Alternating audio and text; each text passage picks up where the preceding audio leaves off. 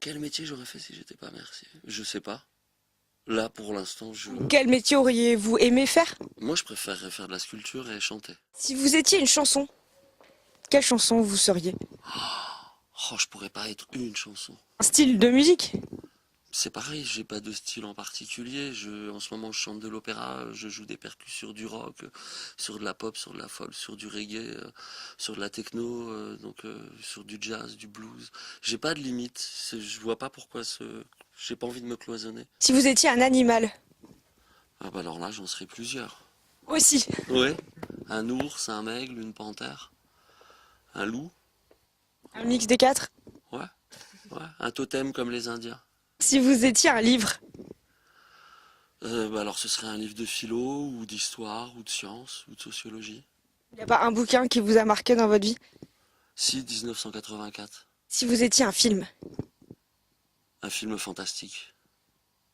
Parce que ça laisse l'imagination ouverte. Allez, on va dire 2001, l'Odyssée de l'espace. Un objet marquant? Un objet marquant. J'allais dire la sculpture que je suis en train de faire et que j'ai pas encore j'ai pas le temps de finir en ce moment. Vous pouvez nous en parler? Bah, c'est une goutte d'eau à l'envers en métal, sous forme de cage en fait. Elle est pas pleine. C'est des barres soudées et puis bah il faut que je la finisse en fait pour pouvoir l'exposer. Mais elle fait 6 mètres de haut donc ça va être compliqué pour l'exposer. La dernière fois que vous avez ri? Il y a pas longtemps. Juste avant que vous arriviez en écoutant sur France Inter l'émission de Charlène Verdon-Necker et de son équipe.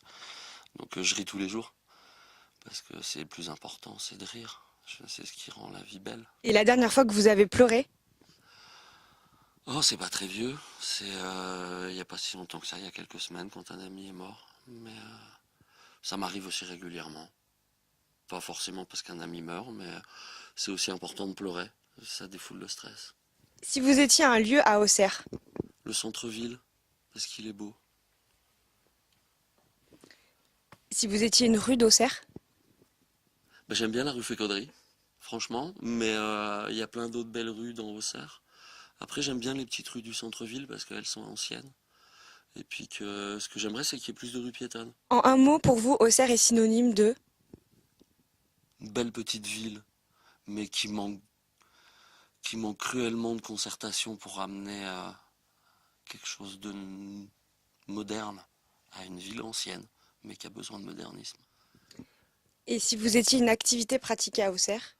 Moi, je dirais l'art, la musique, parce que c'est la chose sur laquelle je me suis peut-être le plus impliqué à Auxerre depuis des années. Si on vous donnait une baguette magique et que vous aviez la possibilité d'améliorer quelque chose à Auxerre, hors commerce, qu'est-ce que ça serait?